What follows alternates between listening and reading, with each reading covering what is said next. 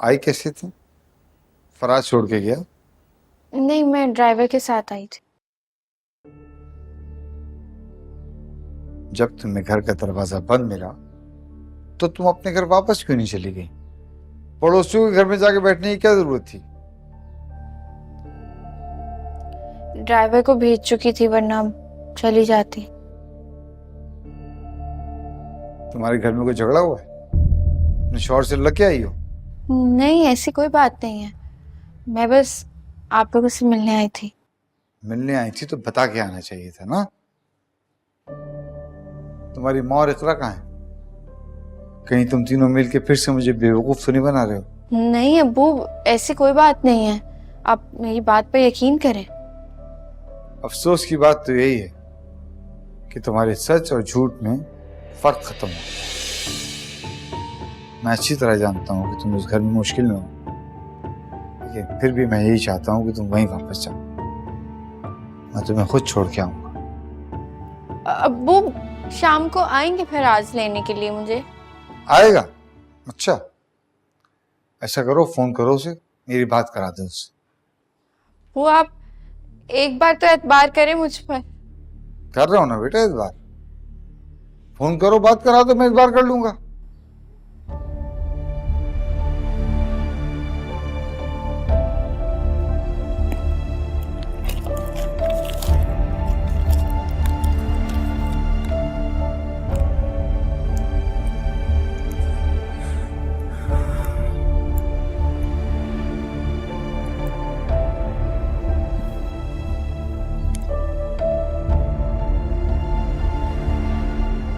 जो शख्स तुम्हारा फोन उठाने का रवादार नहीं है, तुम ये कह रही हो कि वो तुम्हें लेने आएगा?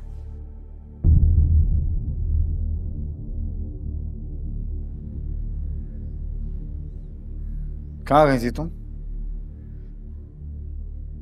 तुम बताओ इकरा, कहां गई थी तुम अपनी माँ के साथ?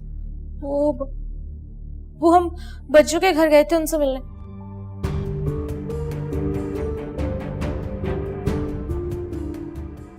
मेरे मना करने के बावजूद? मैंने मना किया था ना कि मेरी इजाजत के बगैर उस घर कोई नहीं जाएगा, वहां से कोई रास्ता नहीं रखेगा। वो क्या कह रहे हैं आप? ऐसे क्यों कर रहे हैं? मुझे सच सुनना है। उन लोगों ने तुम्हें घर से निकाल दिया? वो ऐसी कोई बात नहीं है। आपको मेरी बात पर यकीन क्यों नहीं आ रहा?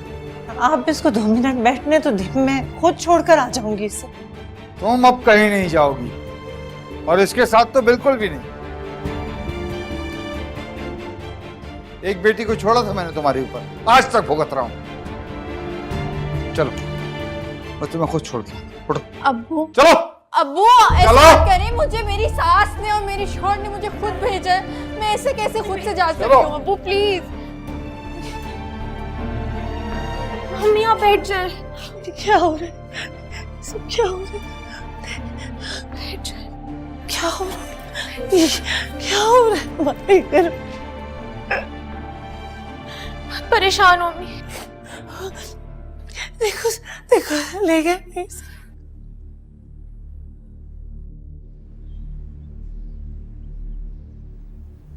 2 घंटे आप उसे अपने घर में रखने के लिए तैयार नहीं थे। आप क्या चाहते हैं? सारी जिंदगी इसे अपने गले में डाल के रखे हम? आप इलियास भाई को बुला दे, मुझे उनसे बात करनी है। क्यों इलियास साहब से बात करनी है आपको? आप मुझसे बात कीजिए। इलियास साहब को तो शीशे में उतार चुके हैं आप, और वो भी ऐसा उतारा है आपने कि उन्हें आपके दुख दर्द के सिवा अपने आस पास और कोई नजर ही नहीं आता। देखिए, अगर इस बच्चे से कोई गलती हुई है तो मैं इसकी तरफ से माफी मांग लेता हूँ। आप एक काम कीजिए, हमें माफ कर दीजिए, आपकी बड़ी मेहरबानी होगी। आप ऐसा क्यों कह रही हैं? तो शादी हो चुकी है। शादी? ये शादी नहीं है जी, ये सरासर ब्लैकमेलिंग है, चालाकी है आप लोगों की। और मेरा बेटा और मेरे शौहर इतने मासूम हैं कि आपकी बातों में आ गए। ऐसा मत कहिए, खुदा का वास्ते ऐसा मत कहिए। अगर इसने कोई गुस्ताखी की है, कोई बेअदबी की है, तो मैं फराज बेटे से माफी मांग लेता हूँ। इसकी कोई जरूरत नहीं है। मैं समीन के साथ अपनी पूरी जिंदगी नहीं गुजार सकता। फराज प्लीज ऐसे मत कर, अब्बू के सामने तो ये बात मत कर।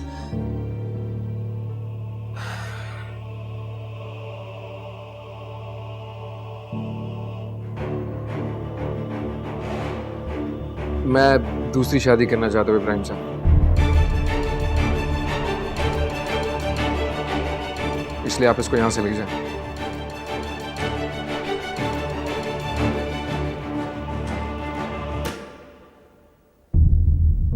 बाकी कागजी कार्रवाई वो हम बाद में कर लेंगे।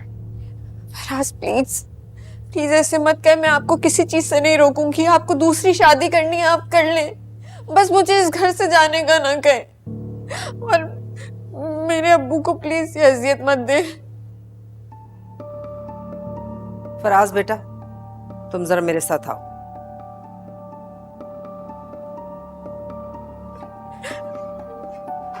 नसरीन, जब ये लोग चले जाएं तो बता देना।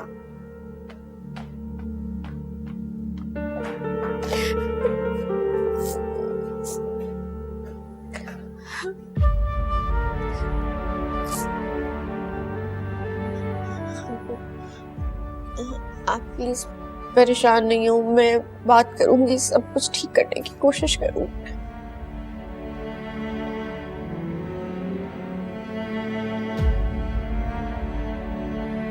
मैं तुम्हें अपने साथ नहीं ले जा सकता। तुम्हें यहीं रहना होगा समीन। कि अगर आज मैं तुम्हें अपने साथ ले गया, फिर इस घर में तुम्हारी वापसी कभी नहीं हो सकती।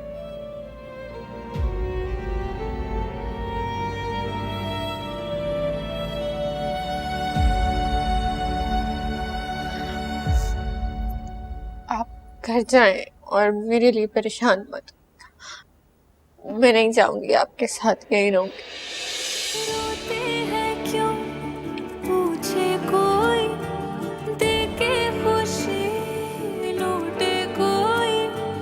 दिल तोड़ा क्यों बेवजह, बिखरे हैं हम 100 दफा, झूठे सब अफसाने, अपने सब बेगाने।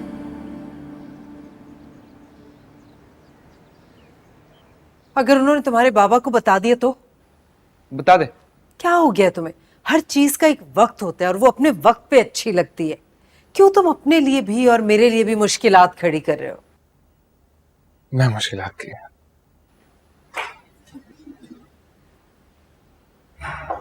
वो चली गई? नहीं बेगम साहबा, सिर्फ उनके अब्बा ही गए हैं, वो तो लॉन में बैठी हुई हैं।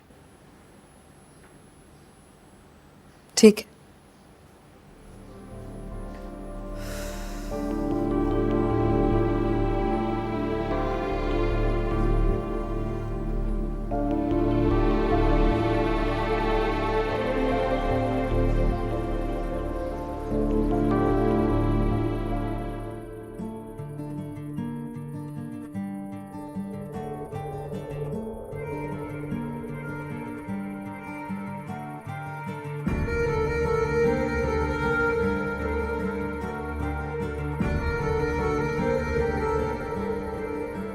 समीन, तुम गई नहीं?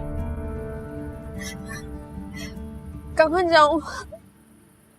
तुम यहाँ क्यों बैठी हुई हो? मेरे साथ ऐसा मत कर प्लीज। प्लीज देखो, बाबा और हसन भाई घर आने वाले, उनके सामने कोई तमाशा नहीं चाहिए। तुम काम करो, तुम उठे यहाँ से, बहुत अपने कमरे में जाओ। क्या है गलत क्या सही मैं न जानूं,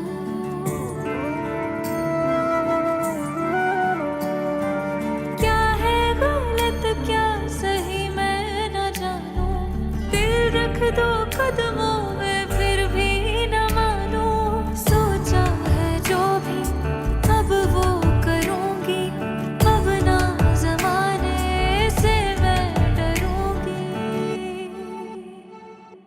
झूठे सब अफसाने, अपने सब बेगाने, होगा क्या आगे खुदा जानता।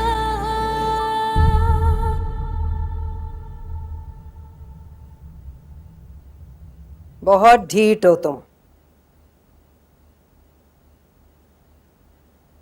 मैंने मना भी किया था आपको, लेकिन आपने मुझे जबरदस्ती भेजा। मैंने ऐसा क्या किया? मुझे माफ क्यों नहीं कर देती आप? तुम्हें एक बात समझ नहीं आ रही? मेरा बेटा तुमसे मोहब्बत नहीं करता, तुम्हारे साथ रहना तक नहीं चाहता, तुम क्यों जबरदस्ती उसे? मैं किसी के साथ कोई जबरदस्ती नहीं कर रही। एक और बात, अपने अब्बा को समझा देना कि फराज के बाबा के सामने फराज की दूसरी शादी का जिक्र तक ना करें।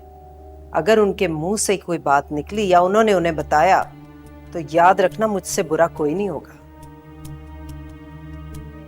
नहीं पता चलेगा, बिल्कुल भी नहीं पता चलेगा, आप बेफिक्र रहे।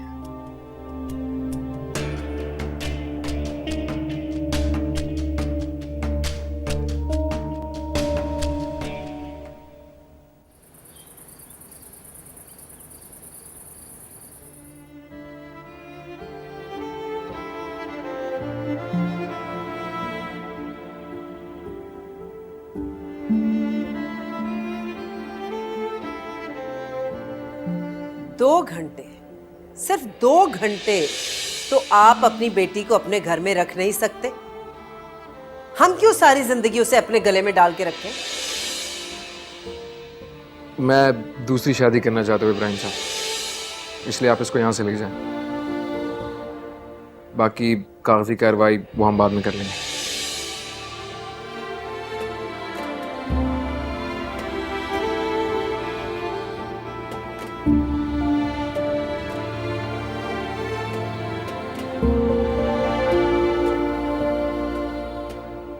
इब्राहिम, इब्राहिम, मुझे माफ कर दे। मैं तो अपने दिल पे पत्थर की सिल रख के बैठी हुई थी, और समीन ने भी कुछ नहीं कहा था मुझे। वो तो सब्र के साथ सब कुछ झेल रही थी, मगर इब्राहिम सुने मेरी बात। उस दिन समीन का फोन आया था ना, उसने कुछ भी नहीं कहा मुझे, सिर्फ आपकी और मेरी खैरियत पूछी थी। इसके अलावा और कोई भी बात नहीं हुई थी हमारी। लेकिन मेरा दिल ऐसे घबरा रहा था, मेरी बेटी किसी मुसीबत में है, तो बस मैं उसकी शक्ल देखने चली गई थी। इब्राहिम, उसका शौहर दूसरी शादी कर। नहीं, क्या? ऐसा नहीं हो सकता, ऐसा नहीं होना चाहिए इब्राहिम। कुछ नहीं कर सकता, कुछ नहीं कर सकता, ना तुम कुछ कर सकती हो। नहीं नहीं, ये तो जुल्म है। हमारी बेटी है, वो इतनी कड़ी मुसीबतों में, हम उसका साथ तो नहीं छोड़ सकते, अकेला तो नहीं छोड़ सकते समीम को। आप फराज के वालिद से बात करें ना, वो रोक सकते हैं अपने बेटे को। हमारी बेटी को बर्बादी से बचा लें इब्राहिम। बर्बाद तो वो उसी दिन हो गई थी जिस दिन वो मुझसे और तुमसे झूठ बोल के घर से निकली थी। जिस दिन उसकी रात हवालात में गुजरी थी। अब तो हम सिर्फ उस बर्बादी का अंजाम देख रहे हैं। नहीं करें ऐसी बातें। आप रोक ले फराज को, आप रोक सकते हैं। नहीं रोक सकता, मैं रोकना चाहता भी नहीं। तुम भी इस मामले में कुछ नहीं बोलोगी, समझ गई तुम?